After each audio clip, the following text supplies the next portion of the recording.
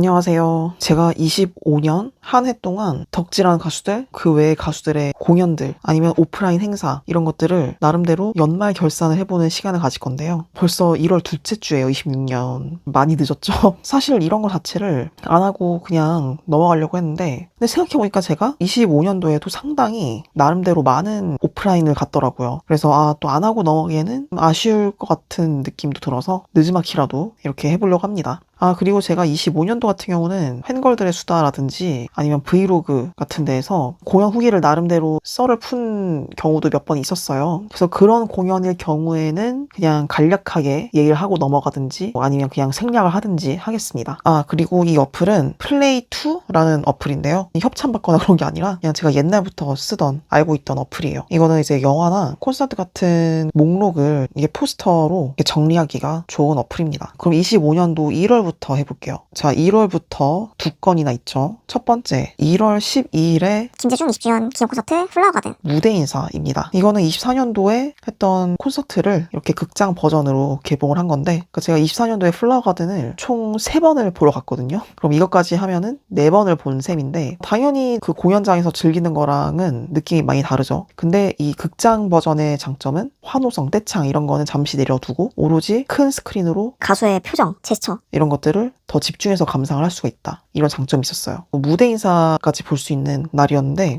또 제 친구가 시키지도 않았는데 이제 연석을 나름 앞자리로 통로 쪽으로 예매를 해줘 버려가지고 지인을 끌고 갔네요. 근데 아쉽게도 제 자리 근처로 오시거나 가수가 그러진 않았어요. 그리고 제가 이때 깨달았던 거는 무대 인사도 콘서트처럼 막바지에 갈수록 좋다라는 거를 알게 됐어요. 저도 뭐 배우 덕질을 깊게 하거나 영화 무대 인사를 많이 다니거나 그랬던 사람이 아니라서 몰랐었는데 이 무대 인사 같은 경우에도 오전엔 용산, 오후에는 왕십리 이렇게 했었거든요. 근데 저는 용산이 훨씬 가기가 편해서 용산으로 갔었는데 용산에서 아무래도 약간 좀 김재중도 거의 가수다 보니까 무대 인사를 그렇게 많이 하지 않았다 보니까 물론 뭐 자칼 무대 인사는 했었습니다. 저도 갔었고요. 뭐 관객이든 가수든 경직된 그런 느낌이 있었는데 왕십리에서는 아주 그냥 객석도 막 왔다 갔다 하고 진짜 대박이었더라고요. 다음엔 좀 멀더라도 후반부에 하는 데를 가야겠다라는 걸 느꼈습니다. 자, 그 다음에 1월 26일 제이파티 생일 당일에 해가지고 더 의미가 있던 팬 콘서트였죠. 자, 이거는 또 제가 CN블루 팬 언니랑 또 후기 얘기를 하는 게 있기 때문에 간략히만 얘기하자면 지금까지 기억에 남는 거 하중핑 24년도 제이파티랑은 또 다른 재미가 있던 팬 콘서트였습니다. 자, 그 다음에 2월은 아무것도 없었고요. 3월에는 제이홉 호흡 온 더 스테이지 중콘과 마콘을 가게 돼요. 저는 원래 마콘만 가려고 했었는데 중콘 전날에 또 스탠딩 앞쪽 표를 구하게 돼가지고 이렇게 중콘도 가게 되었습니다. 아마 스탠딩 VIP 18번이었나? 그래서 지금 생각해도 1열에서 본 건 진짜 큰 영광이고 그리고 저는 솔직히 이 VIP 스탠딩이 사운드 체크까지 포함이 돼서 25만 원인가? 절대로 싸지 않은 가격이에요. 그래서 저는 원래는 사운드 체크라는 것 자체에 대해서 엄청 긍정적이지만은 않단 말이에요. 차라리 그거 빼버리고 그냥 가격을 낮춰라. 이런 생각을 갖고 있는 사람인데 제이홉의 사운드 체크를 보고 나서는 진짜 돈이 1도 안 아깝다. 춤 잘 추는 사람이 오히려 힘 빼고 프리하게 출 때 또 좋은 의미로 느낌 다른 거 아시죠? 눈에서 하트가 나온다는 게 진짜 이런 기분이구나 싶더라고요. 진짜 사운드 체크부터 아주 대박이었고 솔직히 힘들긴 힘들었어. 너무 하도 서 있다 보니까. 하지만 공연 중에는 도파민이 나와서 그런지 하나도 힘들지 않았고요. 대신 이제 다음날 이날은 좌석에서 봤었는데요. 아무래도 이제 스탠딩의 단점이라 한다면은 시야가 좁다. 라는 거잖아요. 그래서 둘째 날인 이날은 사이드 구역이긴 했지만 전체적인 무대를 보면서 감상을 할 수 있었어요. 제가 공연 쪽에 뭐 전문가나 전공자 이런 건 전혀 아니지만 그래도 이렇게 콘서트 보는 걸 좋아하고 나름대로 적지 않게 공연을 다녀본 사람으로서 제이홉 공연은 퍼포먼스적으로 그리고 시각적으로 신박한 포인트가 진짜 많았어요. 뭐 리프트 왔다 갔다 하는 거 침대 퍼포먼스 그리고 2층 높이에서 공연하는 거 아낌없는 무대 효과 등등등. 그리고 제가 이렇게 콘서트를 보면서 느낀 거 내가 좋아하는 댄스 퍼포먼스 스타일이 바뀌었다. 뭐 그전부터 바뀌어 있었겠지만 이 공연을 보면서 확신하게 됐어요. 자, 이제 4월 넘어가면요 22일에 제가 콜드플레이 내한 공연을 가게 됩니다. 저는 2017년에 콜드플레이가 처음으로 내한 공연 왔을 때 그때도 갔었어요. 그때 되게 잘 보긴 했는데 제가 사실 콜드플레이를 막 모든 노래를 다 좋아하고 이런 건 아니라서 이번에 온다고 했을 어렸을 때는 딱히 갈 생각은 없었어요. 근데 SNS에 사람들이 영상 같은 거 찍어서 올리는 걸 우연히 보면은 너무 분위기가 좋고 콜드플레이가 또 조명 맛집이잖아요. 효과 같은 게 너무 예뻐서 점점 이 가고 싶다는 뽐뿌가 오더라고요. 그리고 이렇게 지금 포스터에서도 보시다시피 이렇게 6번이나 했잖아요. 이렇게 6번이나 하는데 한 번도 안 가는 건 좀 바보가 아닌가 그렇게 생각해서 이것도 2, 3일 전에 예매를 한 것 같아요. 그리고 스탠딩 뒤쪽은 좀 자리가 있었어가지고 이렇게 사서 그냥 뭐 느지막이 가가지고 뭐 편하게 봤죠. 덕분에 뭐 트와이스랑 로제도 보고. 그래서 이 공연 같은 경우는 내가 팬으로서 좋아하는 뭐 김재중이나 제이홉 공연과는 또 다른 느낌. 솔직히 다 통틀어서 콜드플레이가 제일 유명하잖아요. 당연히. 전 세계에서 굉장히 공연으로 탑 클래스잖아요. 아, 이렇게 괜히 20년 넘게 이렇게 전 세계적으로 탑 클래스로 해먹는 것은 괜히 그런 게 아니다. 역시 공연계의 거장이다. 그리고 공연이 굉장히 정성스러웠어요. 뭐 멘트 같은 것도 그렇고. 그래서 진짜 진심으로 공연을 하는 밴드라는 것도 느꼈습니다. 다음에 온다면 또 가고 싶네요. 자, 그 다음에 5월은요. 이렇게 3건이나 있죠. 일단 5월 19일 뷰티앤카우스 앨범이 발매가 됐고요. 그 당일에 이렇게 필린 라이브 공방을 했었네요.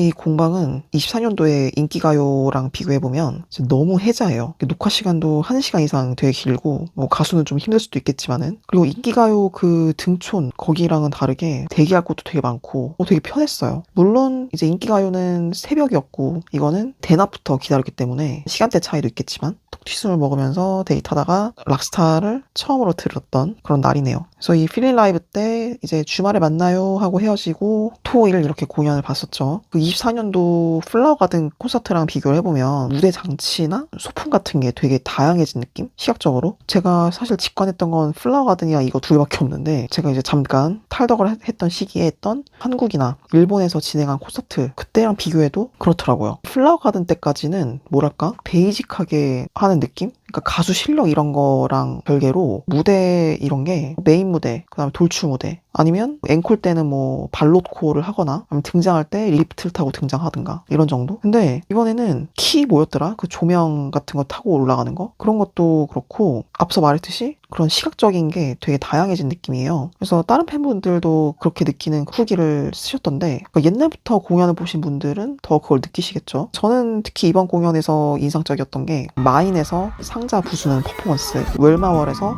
중간에 밴드 소개하는 거 이 두 개가 진짜 굉장히 인상적이었습니다. 그리고 1집 때 노래도 비록 제가 원하는 로튼 러브는 들을 수 없었지만 몇 개라도 들을 수 있어서 그것도 되게 좋은 점 중에 하나였고요. 유튜브에 비하인드 3, 4개로 해서 올라왔잖아요. 그 컨텐츠도 너무 좋았어요. 그래서 이렇게 공연을 준비했구나 또 알 수 있었고. 근데 다만 아쉬웠던 거는 앨범 나온 주에 공연을 했다 보니까 노래가 아직 가슴에 100% 스며들지 않는 상태에서 갔기 때문에 그런 점이 좀 아쉽다? 되게 급하게 숙지하고 간 느낌이라서. 그래서 다음에 혹시 가능하다면 앨범 나온 주에는 가급적 안 했으면 좋겠다. 그 다음 주나 그 다다음 주에 하면 좋겠다. 자, 그 다음 6월에 일단 진짜 6월 2일에 지금 생각해도 진짜 너무 소름이 돋는데 이게 댓글이 달렸다는 거 아니에요. 사실 제가 썩 그렇게 마음에 드는 영상이 아니거든요. 뭐 다른 영상들도 100% 만족하는 건 없지만 이게 제가 핸드폰을 갤럭시로 바꾸고 나서 처음 만든 영상이란 말이에요. 그러다 보니까 뭐 똑같이 블루 어플로 만들긴 했지만 세팅을 싹 다 다시 해야 된단 말이에요. 폰트 이런 것도 뭔가 너무 작게 설정이 되어 있고 자막 멘트 같은 것도 좀 낯간지러운 게 많고 전반적으로 마음에 안 드는 게 투성이라서 이건 좀 나중에 비공개로 돌리든지 해야겠다 했는데 이렇게 댓글이 달려버려서 몬델이죠 뭐. 아무튼 제 채널의 최대 아웃풋이 아닐까 이거는 그런 생각을 합니다. 그리고 이제 6월 14일 다시 아미 모드로 돌아와서 제이홉 파이널 콘서트를 보기 전에 페스타를 보러 갔어요. 입덕하고 나서 처음으로 가는 건데요. 사실 이 가수들 본인들이 등장하지 않는 행사는 저는 허위 매물 같은 걸로 취급하는 경향이 있거든요. 저는. 그래서 그렇게 기대를 안 하고 갔는데 무료 행사잖아요. 무료 행사 치고 굉장히 이제 스케일과 퀄리티가 굉장히 크고 좋았다. 되게 정성을 많이 들인 느낌? 그래서 막상 가니까 되게 재밌었고 물론 이제 워낙 사람이 많았기 때문에 제대로 구경은 못하긴 했어요. 그렇지만 되게 뭔가 확실히 대충 만든 행사는 아니구나를 느꼈습니다. 그래서 이렇게 실컷 보고 나서 콘서트를 보러 가게 되죠. 이거는 또 3월에 갔던 거랑 느낌이 확 달랐어요. 3월 달에는 내가 드디어 솔로 투어를 한다 같은 설렘, 벅참 이런 감정이었다면은 이날은 끝났구나 하는 시원섭섭한 그런 느낌? 가수나 팬이나. 그래서 도파민이나 그런 재미로만 따지면 3월이 저는 더 좋긴 했어요. 물론 뭐 제가 스탠딩 1열에서 보기도 했기 때문에 그게 큰 점수를 차지하긴 하지만 어쨌든 이 호브 온 더 스테이지는 진짜 걸작이었다. 이렇게 제이홉의 활동이 일단락 될 줄 알았으나 웬걸 4일 뒤에 또 이렇게 음중산옥을 제가 당첨이 돼서 가게 됩니다. 또 이때 역조공으로 요거트 월드 덕분에 처음 먹었어요. 그리고 초코 토핑이 굉장히 잘 어울린다는 것도 이날 처음 알았고요. 그리고 정성이 가득한 선물 상자. 그리고 녹화 당시에도 1시간 넘게 아주 킬링이걸 춤을 생눈으로 볼 수 있는 영광스러운 자리였다. 아주 갓벽한 시간이었다. 아 진짜 내가 이런 순간을 즐기려고 입덕을 했구나를 느끼기도 했고요. 그래서 제이홉한테 되게 고마웠다. 물론 제이홉은 자기 일을 한 거긴 하지만은. 그 다음에 7월은 아무것도 없었고요. 그 다음에 8월 말에 전국 생일 카페. 이거는 넣을까 말까를 되게 고민했는데 왜냐면 공식 오프도 아니고 그래도 일단 그냥 넣었습니다. 그 생일 카페 안 가려다가 지인이 꼬셔가지고 이제 가게 된 건데요. 생카도 뭔가 막상 가면 재밌다 라고 느끼는 것 같아요. 이 용산역 광고, 계단 광고는 본인도 언급을 했죠. 그래서 그 정도로 되게 인상적이고 멋있었다. 작년엔 제가 생일 당일이었던 9월 1일에 갔는데 이때가 겨우 한 이틀 전인 거잖아요. 이틀 차인데도 날씨가 훨씬 덥더라고요. 네, 그래서 이렇게 나름 잘 놀다 왔는데 전국 그래요. 이것은 굳이 언급을 안 하고 넘어가도록 하겠습니다. 그 다음에 9월은 제가 인생 첫 락 페스티벌, 가수도 인생 첫 국내 락 페스티벌, 사운드 플래닛 페스티벌에 가게 됩니다. 당연히 저는 그 김재중이 나온다고 해서 간 거지만 다양한 가수를 볼 수 있어서 좋았고요. 이 페스티벌 자체가 콘서트랑은 다르게 되게 프리한 느낌? 무대만 오로지 집중해서 바라봐야 되는 게 아니라 그냥 뭐 음식 먹으면서 멀찍이서 뭐 아니면 가까이서 볼 수 있는 게 이런 것도 또 다른 재미더라고요. 자연광으로 보는 가수도 또 다른 매력이었다. 근데 이때도 진짜 낮엔 덥긴 더웠어요. 9월 중순인데. 되게 재밌었는데 단점은 날씨랑 위치.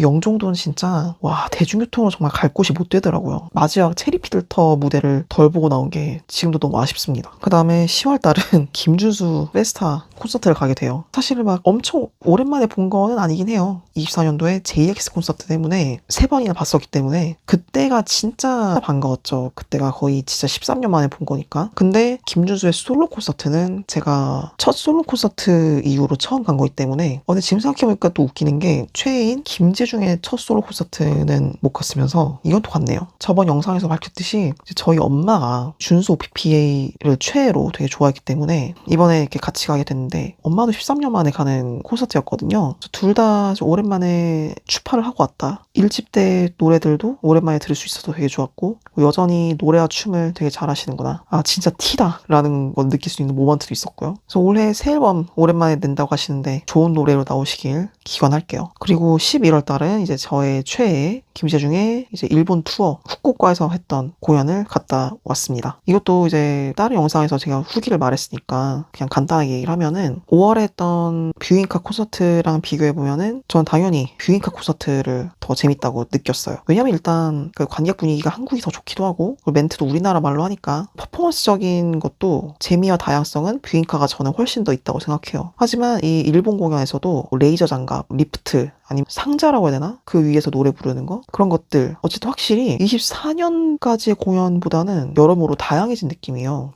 이렇게 갑자기 이렇게 확 스타일이 바뀐 뭔가 이런 심경의 변화라든가 계기가 있나? 궁금해지더라고요. 아무튼 그래서 저는 이걸로 올해 25년 오픈은 끝이겠구나 생각했는데 자 이렇게 역시 끝날 때까지 끝난 게 아니야. 연말에 급습을 합니다. 진짜 늘 긴장해야 되고 직장인의 경우 휴가는 막판까지 아껴놔야 되고 이렇게 또 운 좋게 400명 안에 들어가지고 가게 되었는데요. 진짜 노래를 하나도 안 불렀거든요. 그렇지만 가수가 워낙 말을 잘하기 때문에 아주 지루하지 않고 거의 2시간가량 아주 즐거웠다. 이때 봤던 이 목도리는 제가 그 언박싱 영상에서는 열심히 하고 다닐 거라고 했지만 사실 아직 한 번도 못 썼어요. 뭔가 아까운 거예요. 보풀 일어날까봐 걱정되기도 하고 아마 제이파티 때 처음으로 게시하지 않을까. 이렇게 25년도에는 쭉 봤을 때 자, 이렇게.